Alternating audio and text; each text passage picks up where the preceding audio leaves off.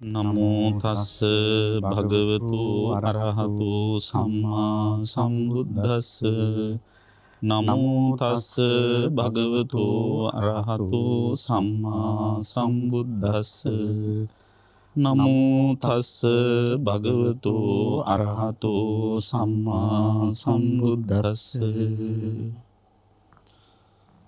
හැම දිනාටම තෙරුවන් සරණයි. සදැහැති වාසනාවන්ත පින්වත්නි. සිරිත් පරිදි බෞද්ධ රූපවාහිනිය සෑම සඳුදාවකම පෙරවරුවේහි ඔබ වෙත තිළින කරනු ලබන ධම්මානුපස්සනා ධර්ම සාකච්ඡාව සමගින් අදත් අපේ මෙලෙසින් මුණ ගැහෙන්නේ. දීඝනිකායේ දසුත්තර සූත්‍රය මුල් කරගෙන එහි ප්‍රථම භාගය තුල සඳහන් වෙන කරුණු 10ක් තුලින් එකින් එක කරුණු විග්‍රහ කරමිනුයි මේ සාකච්ඡා මාලාව මෙතකින් දිගහැරී පවතින්නේ. ඔබට දැනගත යුතුම ඊටාම වැදගත් ධර්මකාරණා සමුදායක් අපි මේ වෙනකොට සාකච්ඡා කරලා තියෙනවා. අද දවසෙත් අපි ඊටාම වැදගත් කාරණාවක් සාකච්ඡා කරන්න බලාපොරොත්තු වෙන්නේ. විශේෂයෙන් දැනගත යුතු අභිඤ්ඤේය ධර්මයක් හැටියට හඳුන්වන විශේෂ කාරණාවක් පිළිබඳවයි අද ඔබට කියලා දෙන්න බලාපොරොත්තු වෙන්නේ. සිරිත් පරිදි කල්යාණ මිත්‍රත්වයෙන් අදත් ඔබ කෙරෙහි අප කෙරෙහි අනුකම්පාවෙන් ඔබේ අපේ දහම් ගැටලු විසඳාලන්න ධම් සභා මණ්ඩපයට වැඩම කර සිටිනවා අපේ කල්යාණ මිත්‍ර ස්වාමින් වහන්සේ. තලවතුගොඩ ශ්‍රී ඥානාරාම භාවනා මධ්‍යස්ථානාධිපති, ඩුබායිහි ශ්‍රී ලංකාරාම බෞද්ධ මධ්‍යස්ථානාධිපති, මොරගහ හේන ආරණ්‍ය සේනාසනාධිපති, ත්‍රිපිටකාචාර්ය, අභිධර්ම විශාරද, කර්මස්ථානාචාර්ය, අතිපූජනීය මිරහවති පඤ්ඤාසිරි මාහිම්පාණන් වහන්සේ. අපි හාමුදුරුවෝ ඊටාම ගෞරවයෙන් පාද නමස්කාර පූර්වකව පිළිගන්නවා අපි හාමුදුරනේ. අද මේ ධම්මානුපස්සනා ධර්ම සාකච්ඡාව සඳහා සදැහැති දායකත්වය දරා කටයුතු කරන්නේ ඕස්ට්‍රේලියාවේ සිඩ්නි නුවර පදිංචි පෙබරවාරි මාසේ 16 වෙනි දිනට තම 7 වෙනි ජන්මදිනය සමරන මිකේලා ප්‍රනාන්දු දියණියට පුණ්‍යවන්ත ජන්මදිනයක් ප්‍රාර්ථනා කිරීමට ඕස්ට්‍රේලියාවේ පදිංචි මවවන තිවාංගනී ඩිල්රිනී සේනාරත්න මහත්මනී, සීයාවන අමල් සේනාරත්න මහත්මයා සහ ආචීවන විචිත්‍රා සේනාරත්න මහත්මනිය විසින් බොහොම සදහැසිතින් තම මිනිපිරියට දියණියට ආශිර්වාද කරන්න, සෙත් ප්‍රාර්ථනා කරන්න මේ ධම්මානුපස්සනා වැඩසටහනට දායකත්වයේ දරා සිටිනවා. ඒ වගේම ඒ අය බලාපොරොත්තු වන මේ උතුම් පුණ්‍ය කර්මයෙන් මේට සමගාමීව කරන ලද විවිධ පින්කම් වල පුණ්‍ය ශක්තියත් ඇයටත් පවුලේ හැම දෙනාටමත් දායක වී පෙර භවයන්දී කරන ලද අකුසල කර්මයන් මද වශයෙන් හෝ අහෝසි වී අයට නිදහස් ජීවිතයක් ගත කිරීමට ශක්තිය ලැබේවා කියලා ප්‍රාර්ථනා කරනවා. ඒ වගේම ස්වාමින් වහන්සේලාට නිදුක් නිරෝගී සුව චිරජීවනය ප්‍රාර්ථනා කරනවා. ඉතින් පින්වත් මිකේලා ප්‍රනාන්දු දියණියට මේ උතුම් ධර්ම දානමය කුසල බලයෙන් නිදුක් නිරෝගී සුව චිරජීවනය සැලසේවා.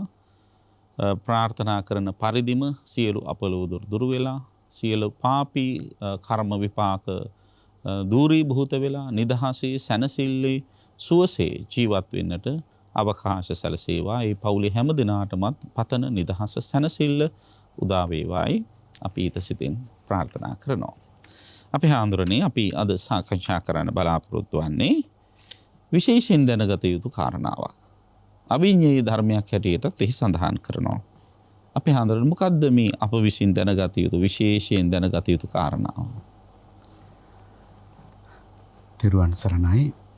අපගේ කල්යාණ මිත්‍ර ගෞරවනීය තලල්ලේ චන්දකිත්ති ස්වාමීන් වහන්සේ පින්වත් ස්වාමීන් වහන්සේ සිහිපත් කළ පරිදිම අද අභිඤ්ඤේය ධර්මයක් විශේෂ ඥාණයෙන් දැනගත යුතු ධර්මයක් පිළිබඳව තමයි කතා කරන්නේ. ඉතින් විශේෂ ඥාණයෙන් නැත්නම් අභිඤ්ඤේ වශයෙන් දැනගත යුතු ධර්මයේ හැටියට සාරිපුත්‍ර මහරහතන් වහන්සේ පෙන්වන්නේ සබ්බේ සත්තා ආහාර ටිතිකා. සියලුම සත්වයෝ ආහාරයෙන් මුල් කරගෙන තමයි යැපෙන්නේ. මෙන්න මේ කාරණය තමයි විශේෂ වශයෙන් දැනගත යුතු කාරණේ හැටියට පෙන්වන්නේ. එතකොට ස්වාමීන් වහන්සේ දැන් අපි ආහාර කියන දේ ගැන අපි විශේෂයෙන් දැනගන්නට ඕන. ආහාර කියලා කියන්නේ යමක් පවතින්න උපකාර වෙන දේ. ඒ වගේම රුකුල් දෙන දෙයට අපි කියනවා ආහාර කියලා. දැන් අපි හිතමු දැන් අපි මේ වැඩසටහන පවත්වාගෙන යන්න දැන් මේ කැමරා ආදී මේ ආම්පන්න ක්‍රියාත්මක වුණොත් තමයි මේ වැඩසටහන පවත්වාගෙන යන්න පුළුවන්.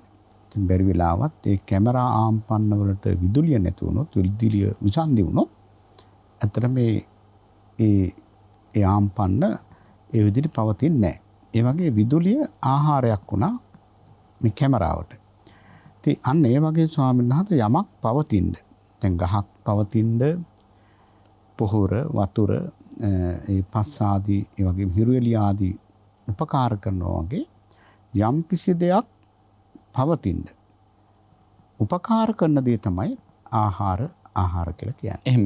අපේ හන්නේ දැන් සඳහන් වෙනව නේද මේ ආහාරති කියලා වචනයක් පාලියෙන්.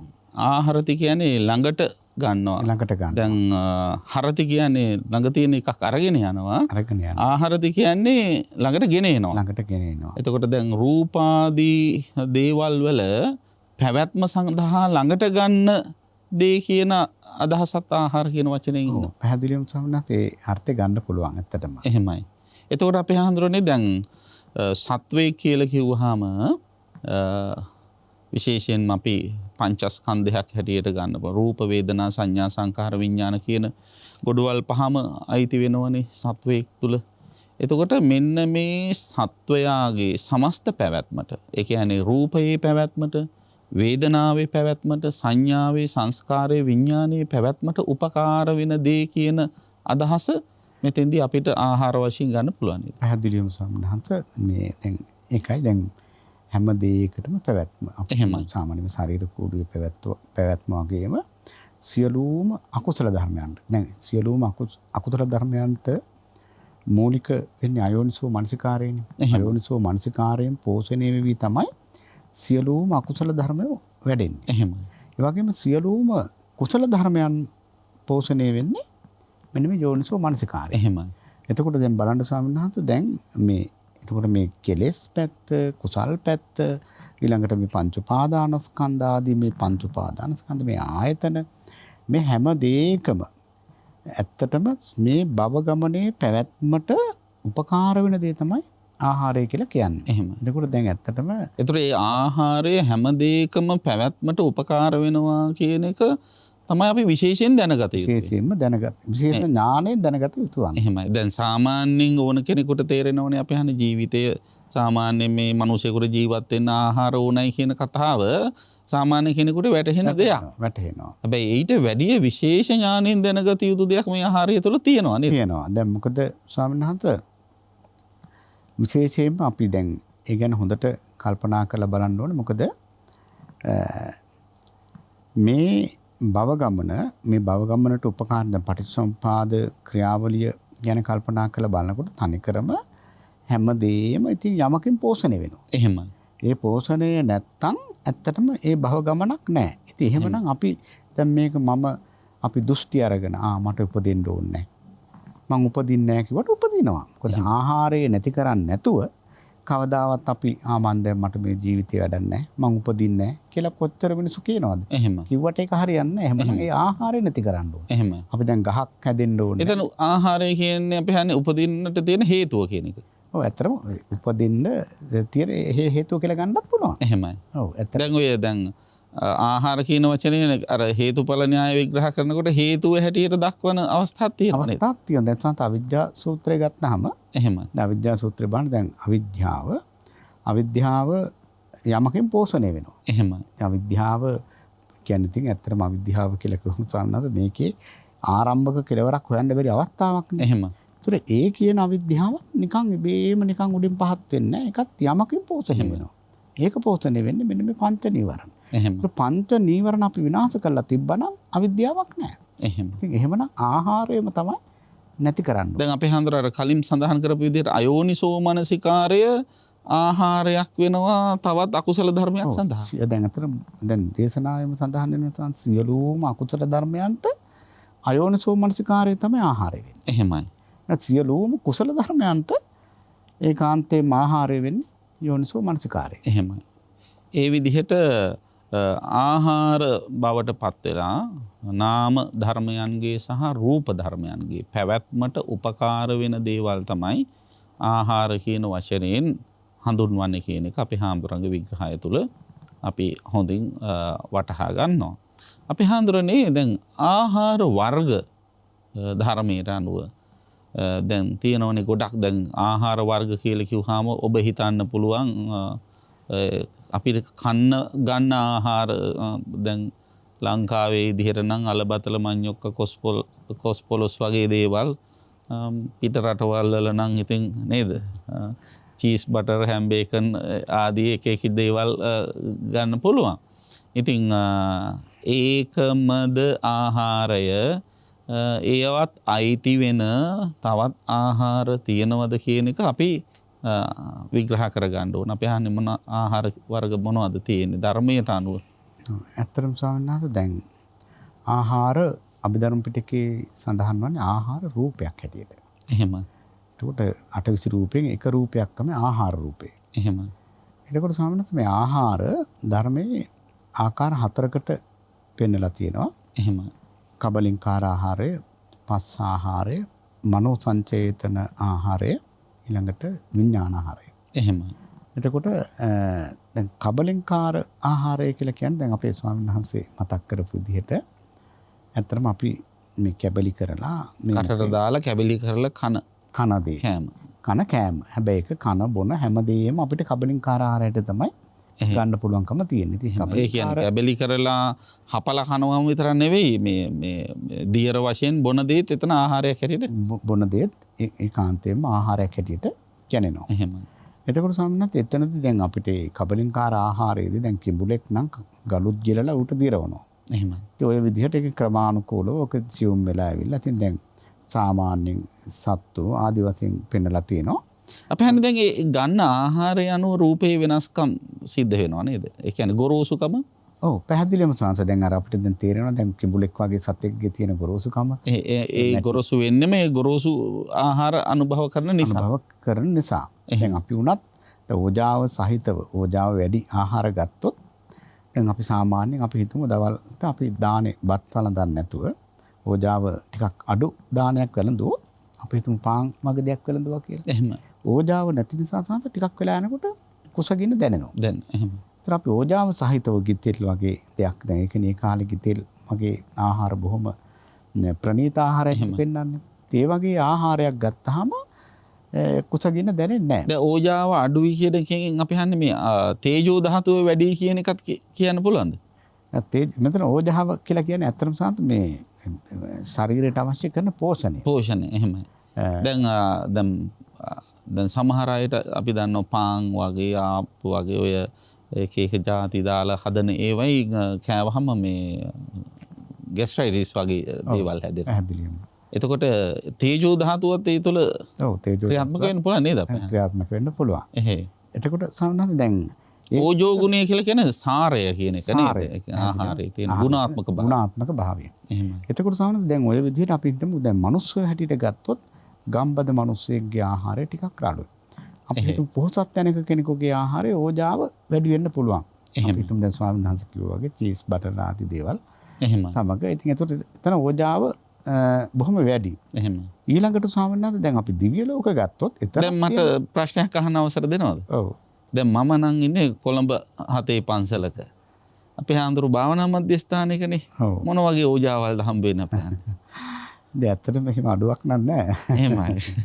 ඉතින් මේ ඒ කියන්නේ ලැබීමේ ගුණය තියෙනවා නම් ඕජාව හොඳට හම්බ වෙනවා. ඕජාව හොඳට හම්බ වෙනවා. එහෙමයි. ඇත්තට මේකෙදි විශේෂයෙන්ම සාන්තර මේ මතක් කරේ ඇත්තටම දැන් අපි ස්වාමීන් වහන්සේලාට දවල් දාන වැන්දුරට පස්සේ ඒ ඕජා සහිත ආහාර තියෙනවා නම් බොහෝ ස්වාමීන් වහන්සේලා කියනවා දැන් දානේ ඕජා සහිත කියන්නේ හොඳ පෝෂ්‍යදායක විදිහට තියෙනවා නේද? ඇත්තටම මේ දුෂ්කර කාලේ පවා ඉතින් අපේ දායක පින්නතුලා අපිට ඒ අවශ්‍ය ඉතින් ගුණධර්ම පුරා ගන්න අවශ්‍ය ඒ ඕජා සහිත ආහාර දානේ ලබා දීලා තියෙනවා.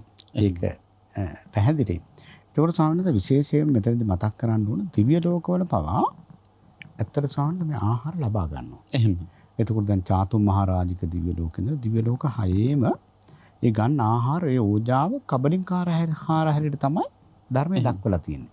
අපේ හැරි මං අහලා තියෙන දැන් මෙහෙම දැන් ඔය ගන්න ආහාරය සියුම් වෙන්න ශරීරය ස්වභාවයත් සියුම් වෙනවා කියලා. පැහැදිලිවම දැන් අර පුංචි කාලේ ළමෙක් ගන්නේ බොහොම දියරමය ආහාර බොහොම මේ මෘදු මොලොක් ආහාරනේ.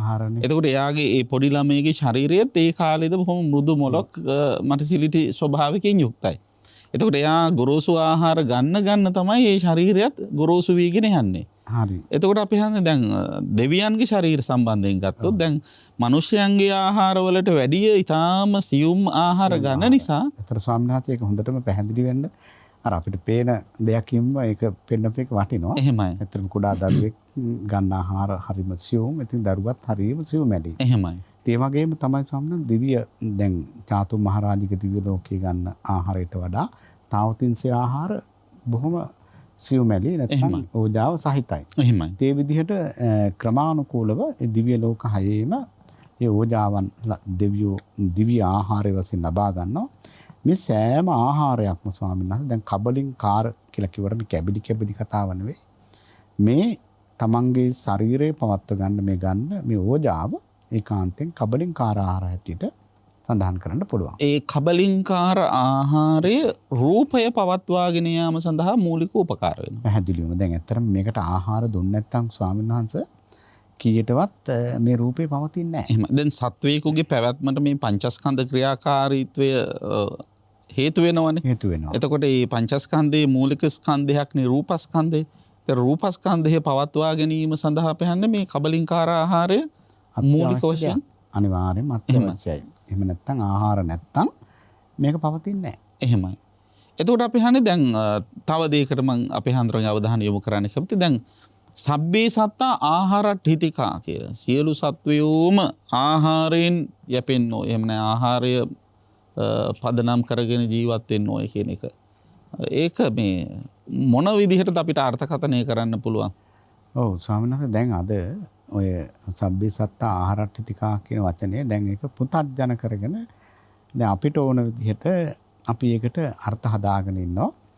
ඉතින් ඒ කියන්නේ දැන් සබ්බේ සත්තා ආහාරට්ඨිතිකා මේ හැම දෙයකම ඉස්සෙල්ලා කාලා ඉන්න ඕන කියන වගේ එකක් තමයි අද බොහෝ දෙනා දැන් සමහරවිට දැන් කවුරු හරි සමහර අවස්ථාවල ඉතින් ප්‍රවෘත්තියන් පවා ඉතින් එහෙම මේ කෑම ගැන කතා කරනකොට ඒවට මොන හරි විවේචන ආපුවම සබ්බේ සත්තා ආහාරට්ඨිතිකා බුදුරජාණන් වහන්සේ පවා දේශනා කරලා තියෙනවා.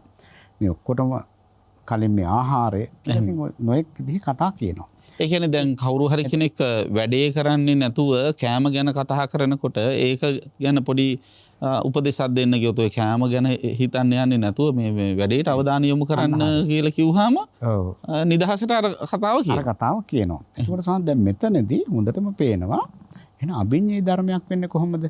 දැන් මේ විශේෂ ඥාණයෙන් දැනගන්න ඕන කෙනෙකුට මේ ආහාර අවශ්‍යයි කියන එක විශේෂ ඥානයකින් දැනගන්න ඕනද? එහෙමයි.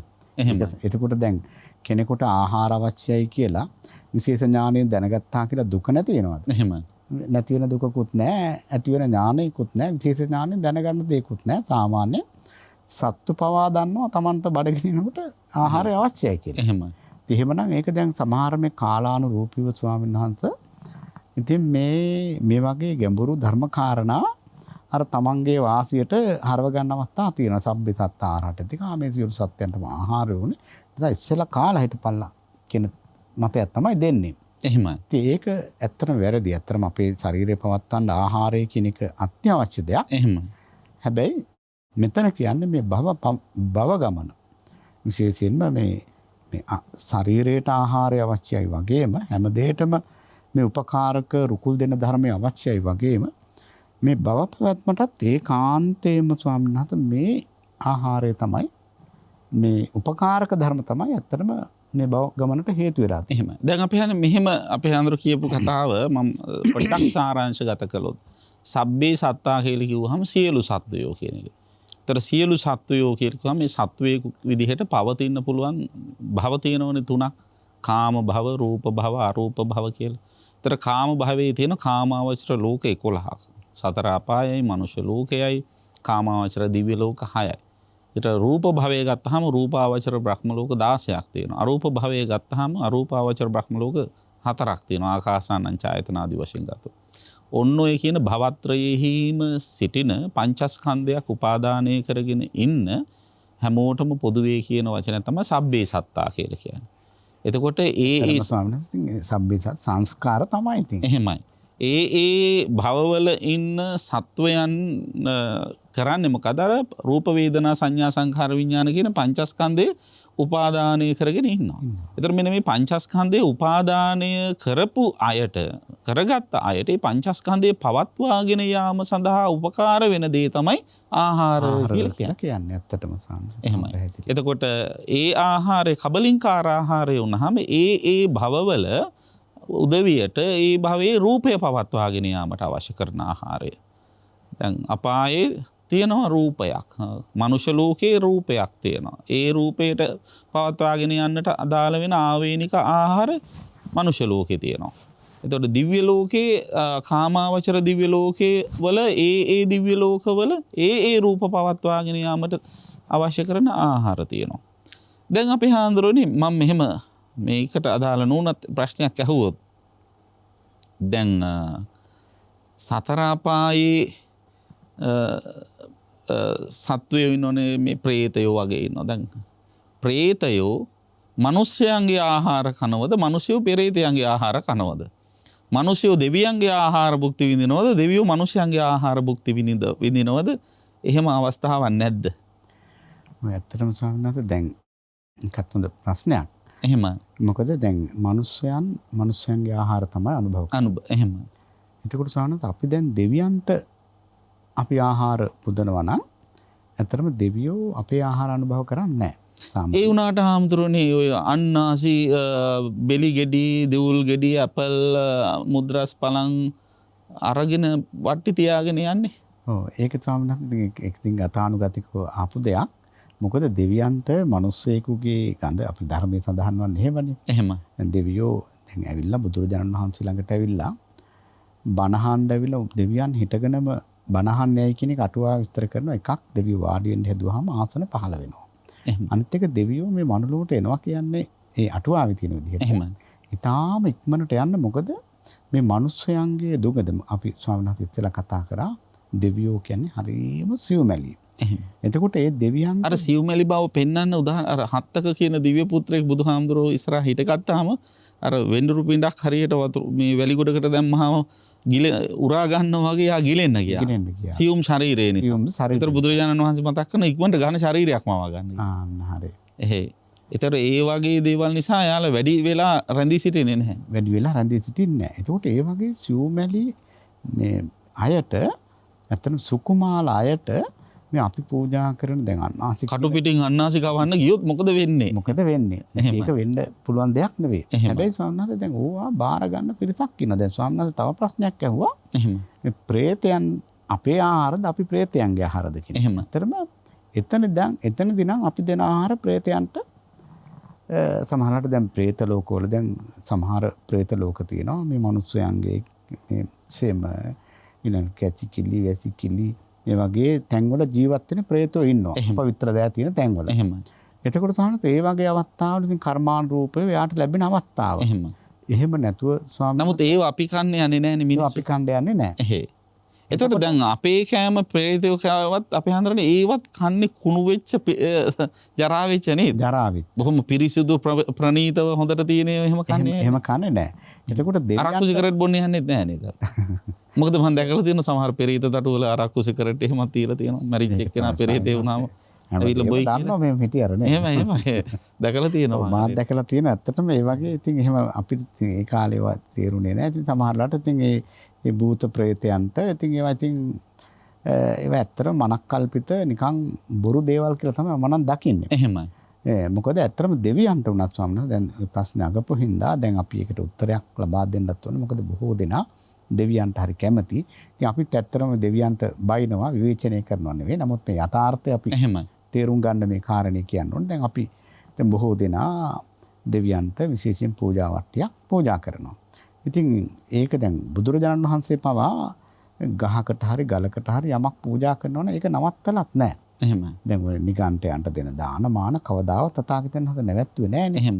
ඒ වගේම කවුරු හරි ප්‍රයෝජනයක් ගන්නවා නම් ඒක පූජා කරාට කමක් නැහැ. හැබැයි ඒක අර්ථාන්විතව කල්පනා කරලා අපේ ස්වාමීන් වහන්සේ දැන් අහපු විදිහට ඇත්තටම අපේ මේ රළු ආහාර දෙවියන් කියලා හිතාගෙන දෙවි කෙනෙකුට පූජා කරනවා නම් ඒ දෙවියෝ කීයටවත් ඒව ගන්න විදිහක් නැහැ. මේ ධර්මානුකූලව කල්පනා කරලා බැලුවොත්. එහෙමයි. හැබැයි දෙවියන්ට අපිට දෙන්න දෙයක් පුළුවන්. දෙවියන්ට අවශ්‍ය කරන්නේ තමයි නිතරම කුසලය. එහෙමයි. පින. මොකද දෙවියන්ට දැන් මේ පින් කරගන්න තියෙන කේන්ද්‍රස්ථානය තමයි මනුලෝ. එහෙමයි. මෙතන ඕන තරම් කුසල් කරගන්න පුළුවන්. දැන් පසේ බුද්ධත් ලෞතර බුද්ධ රාජ්‍යයටපත් වෙනවා නම් මෙතන තමයි වැඩ කරගන්න තියෙන්නේ. පසේ බුද්ධත්වයටපත් වෙනවා නම් මහරහත් භාවයටපත් වෙනවා නම් ඊළඟට දිව්‍ය ලෝක 6ටම යන බ්‍රහ්ම ලෝක 16ටම අරූප ලෝක වලට හැම තැනටම යවන කේන්ද්‍රස්ථානය තමයි මෙතන. එහෙමයි.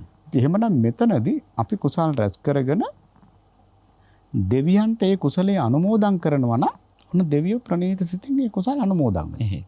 හැබැයි ස්වාමීන් වහන්සේ දැන් මම පින්කමක් කරලා ස්වාමීන් වහන්සේට පින් අනුමෝදන් කරනවා. අපි කුසලයේ අනුමෝදන් වෙන්න කියලා අනුමෝදන් කරනවා. හැබැයි ස්වාමීන් වහන්සේ දන්නේ නැහැ. ස්වාමීන් වහන්සේ දන්නේ නැතුව අනේ මේ චන්දකිති ස්වාමීන් වහන්සේට මේ කුසල අනුමෝදන් වේවා කියලා මම හිතුවට ස්වාමීන් වහන්සේට අනුමෝදන් වෙන්න ක්‍රමයක් නැහැ. එහෙමනම් මම දුරකථනයෙන් කතා කරලා කියන්න ඕනේ මම මේ විදිහේ පින්කමක් කළා. අපේ ස්වාමීන් වහන්සේත් මතක් කරානේ ඔබ වහන්සේ සතුටු සිතින් අනුමෝදන් වෙන්න කිව්වම ස්වාමීන් වහන්සේ සතුටු වෙලා අනේ සාදු කියලා ඒ පින අනුමෝදන් වුණොත් ස්වාමීන් වහන්සේට අනුමෝදන් වෙන්න පුළුවන්. ඒ වගේ තමයි මේ දෙවිවරුන්ට. ඉතින් දෙවියෝ දැන් අපි විශේෂයෙන් කතරගම දෙවියෝ ගමු. කතරගම දෙවියන්ට අපි පින් දෙනවා නම් කතරගම දෙවියෝ ඒ පින දකින්න ඕනේ.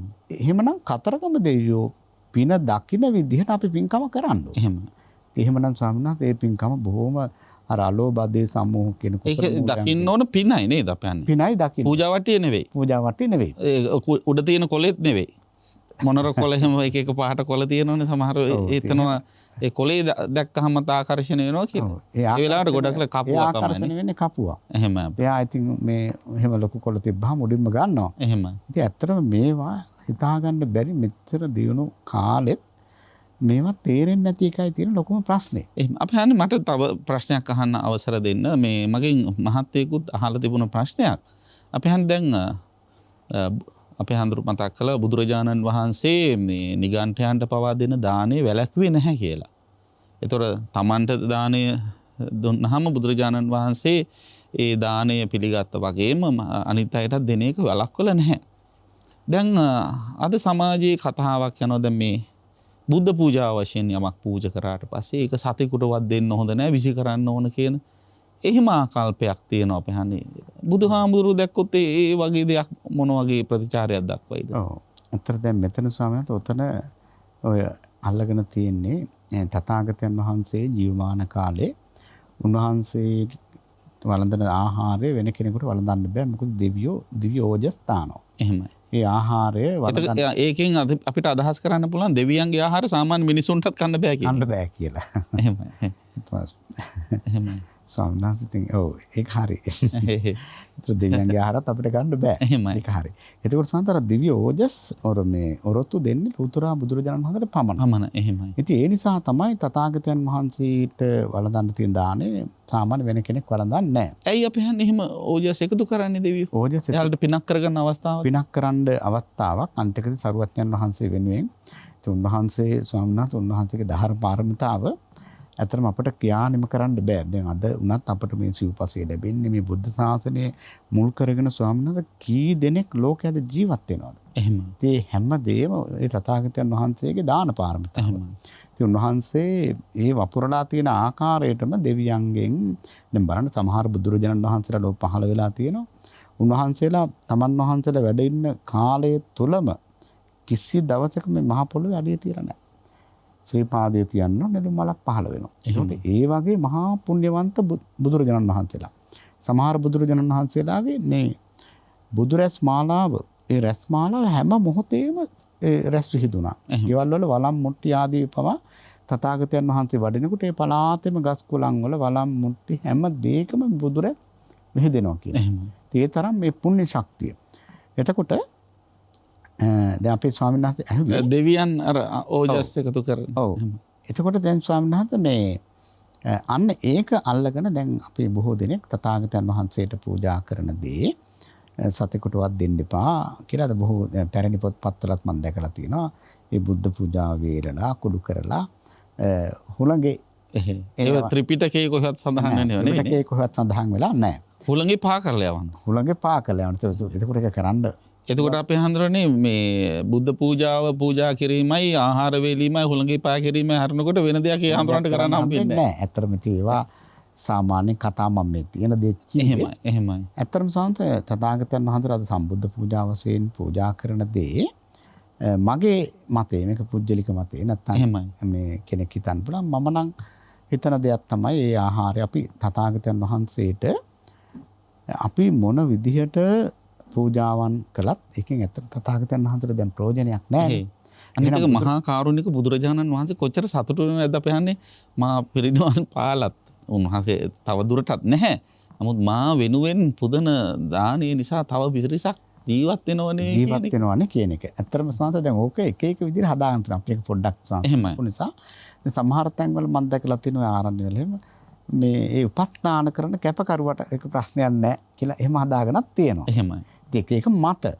දැන් ඒ කතාව කියද්දි මට හොඳ කතාවක් මතක් වෙන අපේ හන්දරනේ අපේ පන්සලේ මිට අවුරුදු ගණනාවකට කලින් 100 කෙනෙක් හිටියා. ඒ 100 තමයි දානින් පස්සේ බුද්ධ පූජාව. එයා තමයි ඔක්කොම දාන මාන පිළියෙල කරන්නේ බුද්ධ පූජා බාහිරයන් හොදන්නත් ඒ විතර නෙවෙයි ඉතිරි වෙන බුද්ධ පූජාව අනුභව කරන්නේ එයා.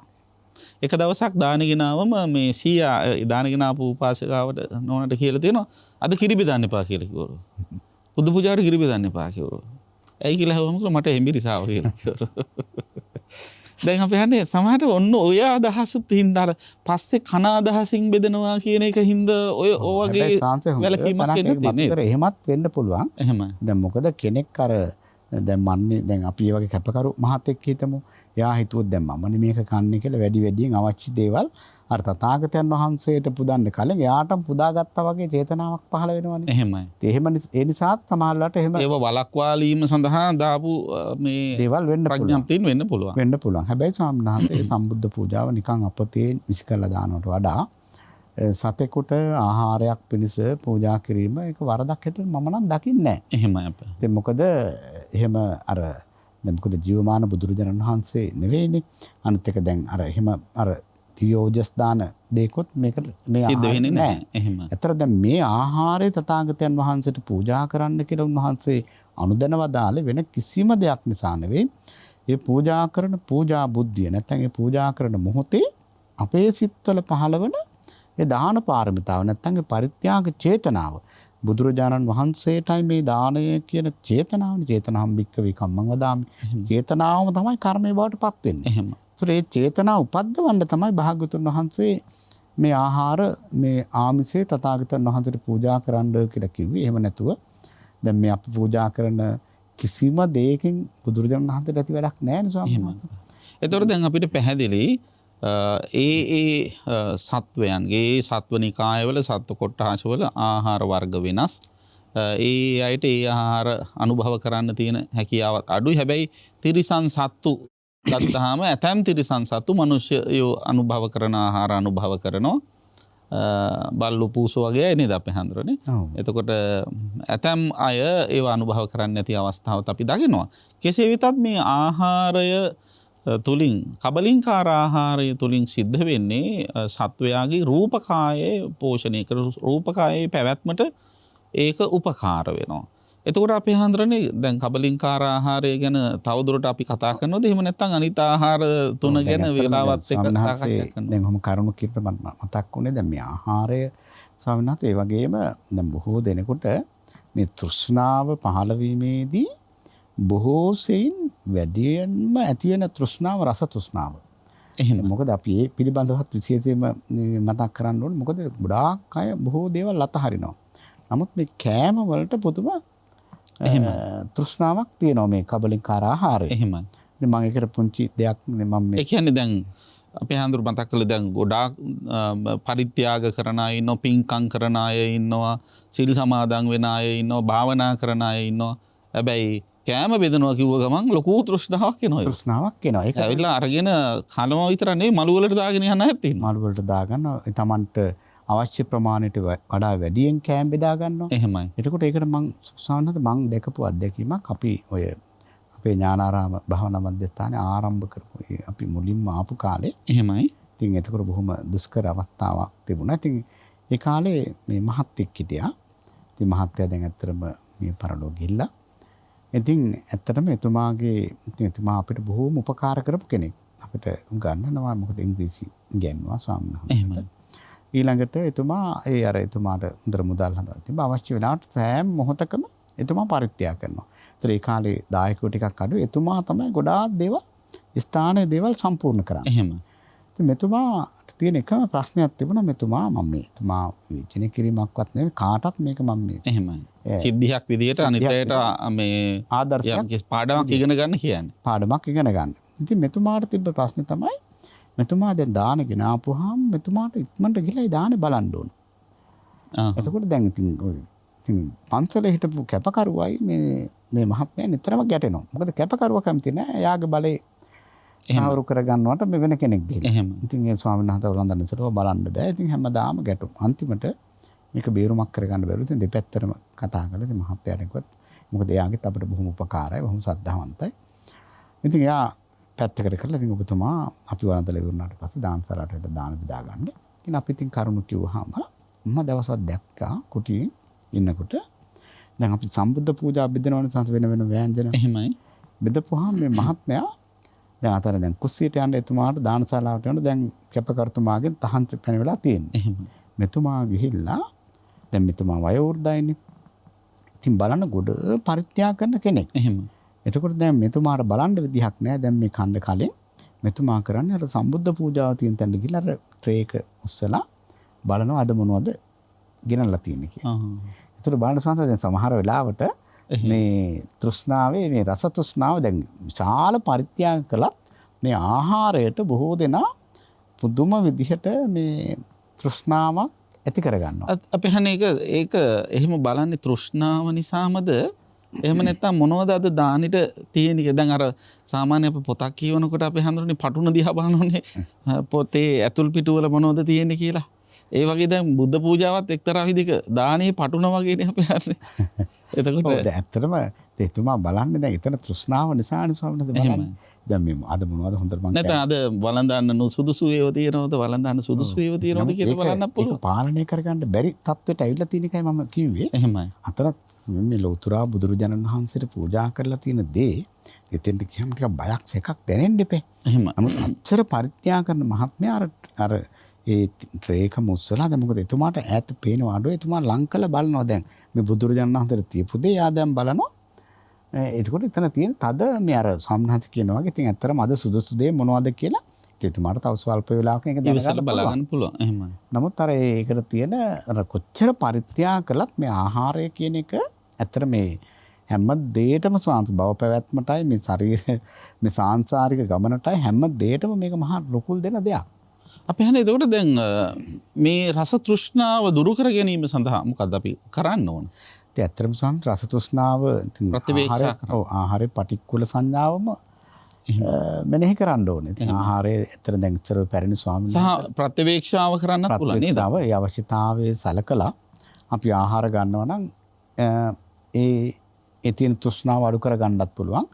ඊළඟට ආහාරය නිකන් බලුකුණක් වගේ වළඳන්න පුළුවන් නම් ඉතින් ඇත්තටම ඒක එහෙම මේ වළඳපු ස්වාමීන් වහන්සේලා ඉන්නවා. ඉතින් එතකොට දැන් අපි අහන්නේ සමාව අවසර ප්‍රශ්නයක් අහන්න.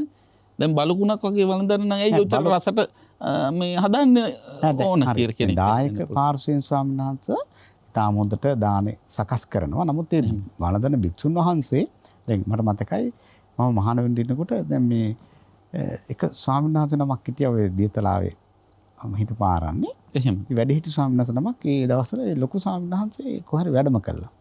මේ ස්වාමීන් වහන්සේ දැන් බොහොම ප්‍රතිපත්තිකාමී අතර ඒ වගේ අර නැති කෙලෙස් ඇති වෙන අවස්ථාවක් තියෙනවා. එහෙමයි. මේ ස්වාමීන් වහන්සේ මොකද කරන්නේ? අර ගේන ව්‍යංජන වලට මේ වතුර දාලා මේ ආය කලවම් කරනවා. ඒවා කරනවා.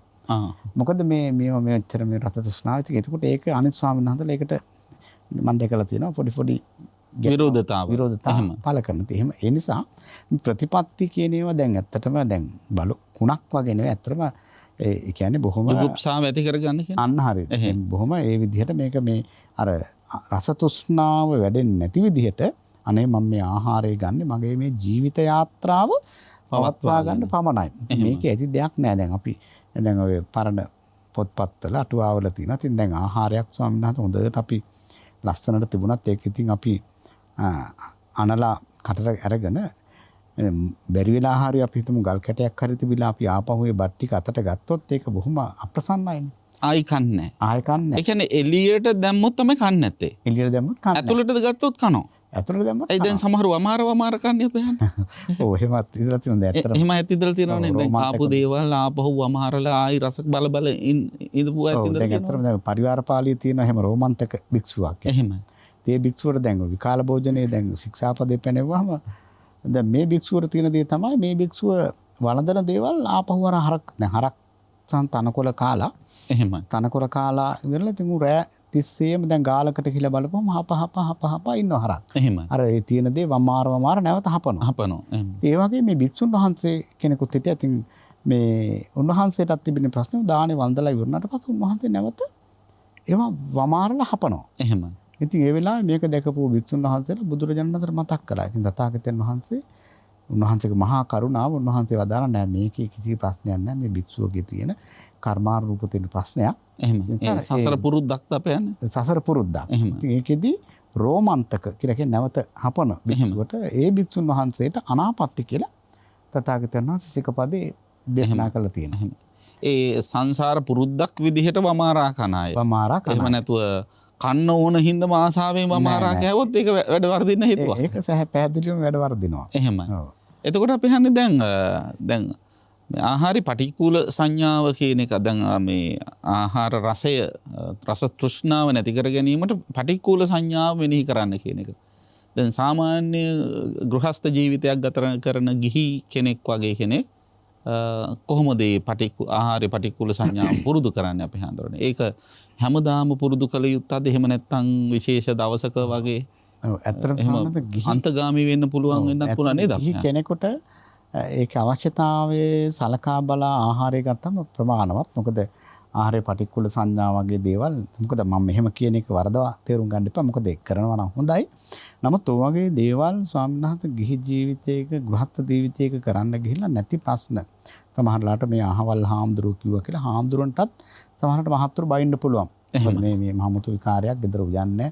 ඇත්තට මේවා පුජ්‍යලික කරන දේවල්. දැන් අපි හිතමු දැන් ස්වාමීන් වහන්සේ ඉස්සෙල්ලා වචනයක් මතක් කරා මේ ඇයි මේ ආහාර පටික්කුල සංඥාව දකින්න ඕනේ? ඇයි මේක මෙච්චර ප්‍රණීතව හදන්න? එහෙම. ඉතින් ඇත්තටම තථාගතයන් වහන්සේට දැන් අසදොස මහා දාණය දැන් මහා ප්‍රණීතව දැන් අර දිව්‍ය ඕජස් පවා දාන්නේ ප්‍රණීත දානයක් හැටියට. එහෙමයි. එතකොට ස්වාමීන් වහන්සේ දැන් දායක පාර්ශ්වයෙන් එක දායකයා ඊටාම දෙන්න තියෙන ඉහළින්ම තමන්ගේ ඒ දාන අධ්‍යාසය ප්‍රණීත ආකාරයෙන්ම දෙනවා. ඒක දායකයාගේ කාර්යයක්. ඒක දායකයාගේ කාර්යයක්. වළඳන හාමුදුරුවෝ දැනගන්න ඕන. අන්න හරි ස්වාමීන් වහන්සේ. තමන්ගේ හිතේ කෙලෙස් අවශ්‍ය ගන්න නැති වෙනවා. තමන් වළඳන ස්වාමීන් වහන්සේ දැනගන්න ඕන. ඇත්තටම මම මේ ආහාරය අනුභව කරන්නේ මගේ මේ ජීවිත යාත්‍රාව පවත්වා ගන්න කියන එක. දැන් අපහන්නේ ඔය අවසර දැන් ඔය විදිහට හිතලා දායකව කල්පනා කරලා අපි මෙහෙම රහට දෙන හින්දානේ හාමුදුරන්ගේ කෙලෙස් ඇවිසෙන්නේ හින්දා රහටට දින්න ඕන කියලා හිතුවොත් හරි අවුලක් වෙනවා. එතකොටත් ස්වාමීන් වහන්සේලාගේ කෙලෙස් ඇවිස්සේ මේවා මේ කන්න පුළුවන්ද කියලා.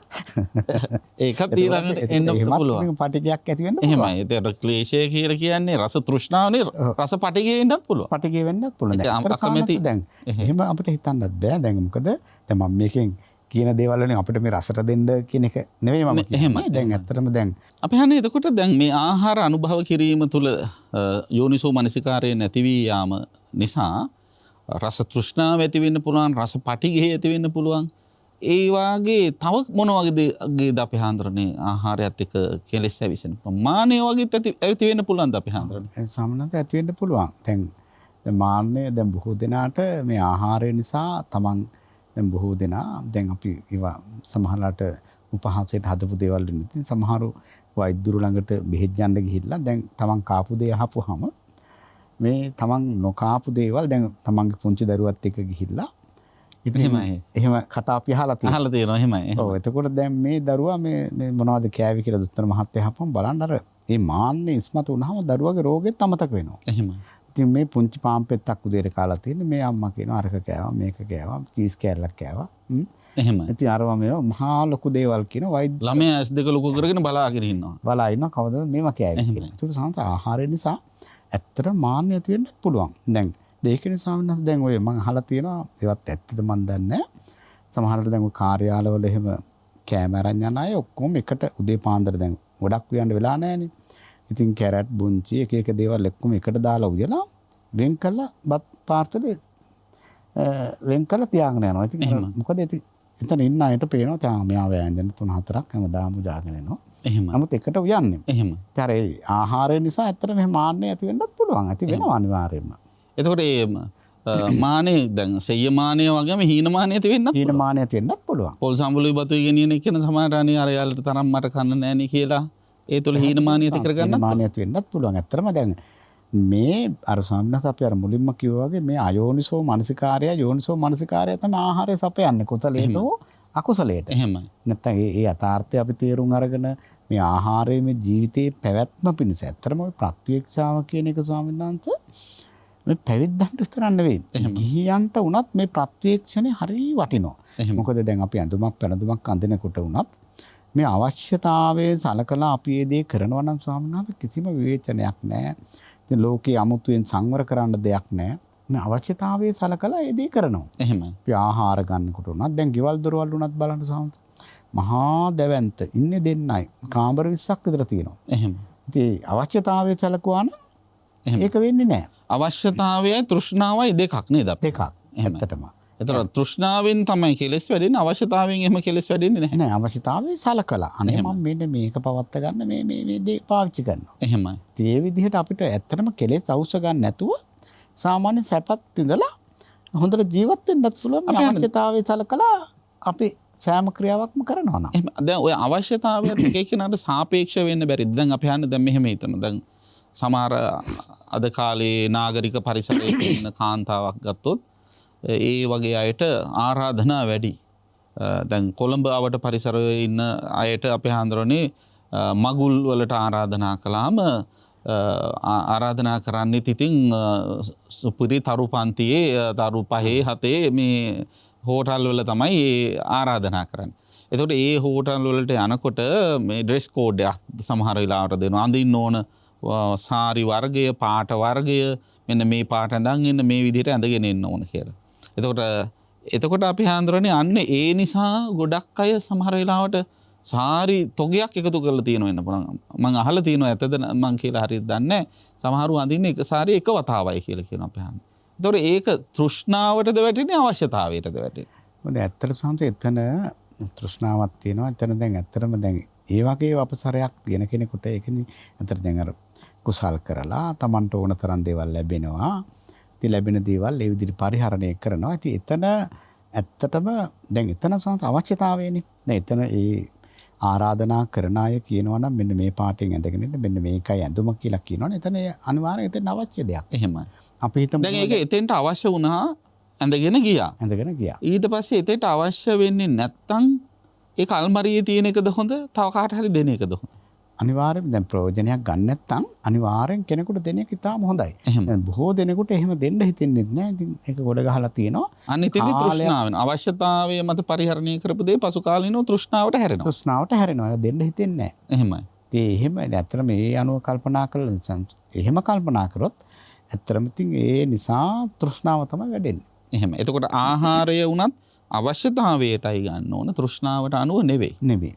එතකොට ඇත්තට සාන්ත දැන් ඔය ආහාරය ගැන කල්පනා කරනකොට මම දැක්කා එක මේ තැනක තියෙනවා මේ ඉපිරියදා මේ පුවත්පතක ඇත්තටම ඒක පුංචි කොලයක මම දැක්කේ ඒකේ තියෙන මේ ආහාරය දැන් ඇත්තටම අපි අවශ්‍යතාවයේ සලකලා දැන් සංස භෝජනේ මත්ඤ්‍යතාවයේ එහෙමයි. කියන්නේ මේ ප්‍රමාණය දැනගෙන අපි ආහාර ගැනීම දැන් අපේ රට ඇත්තටම අද අපි ගත්තොත් මේ ආර්ථික වශයෙන් හැම අංශයකම දැන් ගොඩක් පහත් තත්යකට වැටිගෙන නවත්නවා.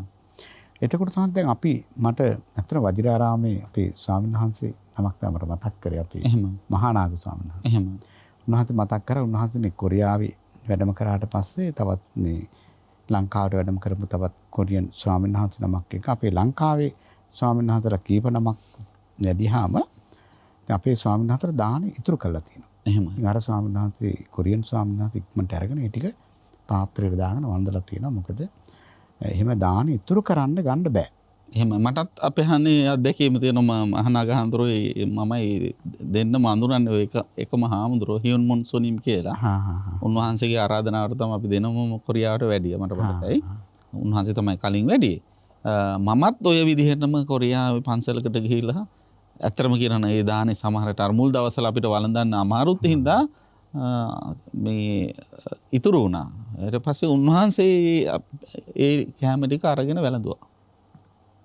ඒ ආහාර අපහරණය ඒක නවතා දැමීම ඉතාම වැදගත් නේ. ඉතාම වැදගත්. මොකද ස්වාමීන් වහන්සේ දැන් ඇත්තටම එක බත් ඇටයක් අපත දැම්මා කියලා කියන්නේ ඉතින් මේ මිලියන ගාණක් බත් ඇට එකතු වුණා කියලා කියන්නේ දෙක සාමාන්‍යයෙන් අපේ අය ආහාර කොච්චර අපත දානවද? දැන් අපි හන්නේ දැන් සමහර වෙලට හාමුදුරුවරු ප්‍රමාණාත්මකව ගන්නවා. ඉතින් සමහර උපාසක මහතුරු කියන අනේ හාමුදුරුවෝ නිදි මරාගෙන හැදුවේ හාමුදුරුවෝ වෙනුවෙන්මයි මේකක් ගන්න කියලා අත වැහුවත් අදහස් වෙනුත් හැඳ ගහලා බෙදෙන අවස්ථා තියෙනවනේ අපිට. ඇත්තටම ස්වාමීන් වහන්සේ තේතිගේ අයගේ ශ්‍රද්ධාව එහෙමයි. ඉතින් එතනදී අපි දෙපැත්ත පිළිබඳව සානුකම්පිතව බලන්න ඕනේ. හැබැයි ඉතින් ඒ ස්වාමීන් වහන්සේට ප්‍රමාණවත් ආහාරයක් ඉතින් දායකයෝ ඉතින් ඒක තේරුම් ගන්නත් ඕන. මොකද දැන් සමහර වෙලාවට පාත්‍ර දැන් හොදන්න දායකයාට දුන්නාම සමහරට දෙන ස්වාමීන් වහන්සේලාට ලැජ්ජයි. මොකද මේකේ ඉතුරු වෙලා දාන ගොඩක් තියෙනවා.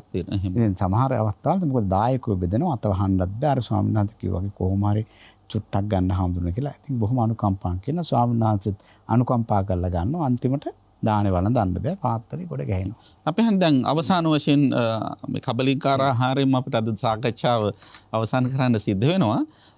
දැන් ආහාරයේ පමණ දැනගෙන වැළඳීම අතිශයින්ම වැදගත්. මත්තඤ්ඤුතාච භත්තස්මින්. ඒ කියන්නේ ආහාරයේ මාත්‍රඥතාවය කියලා අපි ඒකට කියනවා.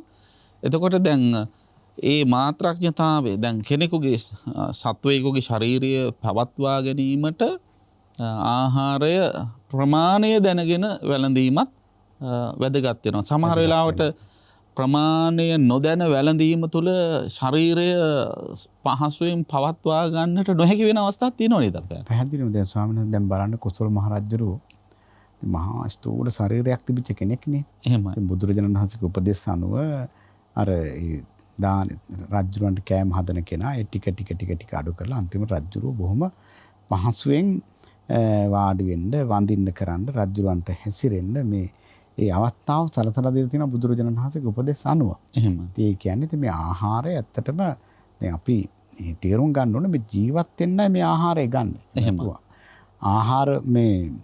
ආහාර ගන්න ජීවත් වෙනව නෙවෙයි. එහෙම. දැන් බොහෝ දෙනාට හිතෙන්නේ මේ දැන් කෑමක් දැක්කහම නිකන් මේ අපි දැන් මේ ජීවත් වෙලා ඉන්න තාලේ හොඳට කාලා බිලා ඉන්න එපා කියන මානසිකත්වයක් තමයි තියෙන්නේ. තව කියනෝනේ කාල මරණ කියලා දෙකක් තියෙනවා. කාල මරුණාම පෙට්ටිය හරි වයර වෙනවා කියලා.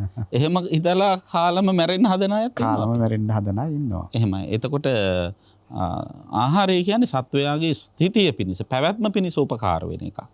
ඒ පැවැත්ම පිණිස උපකාර වෙන ආහාරය තුලින්ම සත්වයාගේ අවසානයේ කෙලවර වීම වෙනවා නම් ඒකත් සලකා බැලිය යුතු කාරණාවක් වෙන නිසා ආහාරයේ මාත්‍රඥතාවය දැන ගැනීම වැදගත් වෙනවා. ඉතින් රූපකායේ පැවැත්මට කබලින්කාර ආහාරය බෙහෙවින්ම උපකාර වෙනවා කියන එක තමයි අපි අවධානය කරන්නේ. ඉතින් අපි හාමුදුරුවෝ ආරම්භ කරනකොට කිව්ව මේක අපි ඉක්මනටම කතා කරලා ඉවර කරමු කියලා ආහාර හතර. නමුත් ඒක ආහාරයෙන්ම අද සාකච්ඡාවේ වෙලාව අවසන් වුණා අපි හාමුදුරනේ. අපි ඉදිරි සාකච්ඡාවකදී අනිත් ආහාර, ස්පර්ශ ආහාර, විඥාන ආහාර ආදී අනිත් ආහාර ගැන සාකච්ඡා කරන්න බලාපොරොත්තු වෙනවා. බොහොම රසවත්, බොහොම ප්‍රයෝජනවත්, හරවත් සාකච්ඡාවක් ඉදිරියේදී බලාපොරොත්තු වෙන්නේ. ඉතින් අදත් ඊටාම සරලව අපි මේ සාකච්ඡාව පැවැත්වුවා. ඔව් පොඩි අවස්ථාවක් අපේ සම්බන්ධයෙන් දෙන්න. ඉතින් ඇත්තටම මේ වැඩසටහන ඉතින් බොහොම සෝභමානවත් වෙන්නේ අපේ ගෞරවනීය තලල්ලි චන්දකිත්ති ස්වාමීන් වහන්සේ ඉතින් පුංචි කෙනෙක් වගේ හොඳ ධර්මඥානයක් තිබෙද්දි විශේෂයෙන්ම මේ අපේ දායක පාර්ශ්වයේ ඒ පැත්තේ ඉඳගෙන තාම හොඳට ඒ කරුණු විමසන නිසා. ඉතින් අපේ පින්වත් ස්වාමීන් වහන්සේගේ ජන්මදිනය උදාපත් වෙනවා දැන් හෙට දවසේදී.